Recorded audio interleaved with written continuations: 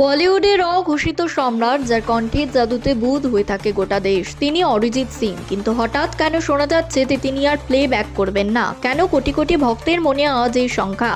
আজ আমরা জানবো অরিজিৎ সিং এর এই সিদ্ধান্তের পেছনের আসল সত্যি। 2016 সালে একটি সাক্ষাৎকারে অরিজিৎ বলেছিলেন, আমার মনে হয় আমার হাতে আর মাত্র 5 থেকে 6 বছর সময় আছে। এরপর নতুন গায়করা আসবে এবং আমার জায়গা নেবে। এই বক্তব্যটি বারবার ঘুরে ফিরে আসে। আসলে অরিজিৎ সিং কোনো আনুষ্ঠানিক ঘোষণা দিয়ে গান ছাড়ার কথা বলেননি, তবে বিভিন্ন সময়ে তার দেওয়া বয়ান থেকে ইঙ্গিত পাওয়া যায় যে তিনি প্লেব্যাক বা চলচ্চিত্রের গানের প্রথাগত জগৎ থেকে কিছুটা বিরতি নিতে চান। অরিজিতের মতে ইন্ডাস্ট্রিতে নতুন প্রতিবাদের আসা জরুরি। তিনি বিশ্বাস করেন একজন গায়কের জনপ্রিয়তা চিরস্থায়ী নয় এবং নির্দিষ্ট সময়ের পর জায়গা ছেড়ে দেওয়াই শ্রেয়। এছাড়া ইদানিং অরিজিৎকে প্লেব্যাক স্টুডিওর চেয়ে মঞ্চে বেশি দেখা যাচ্ছে। তিনি এখন নিজের শহর জিয়াগঞ্জে থেকে সাধারণ জীবনযাপন করতে এবং স্বাধীনভাবে মিউজিক তৈরি করতে বেশি আগ্রহী।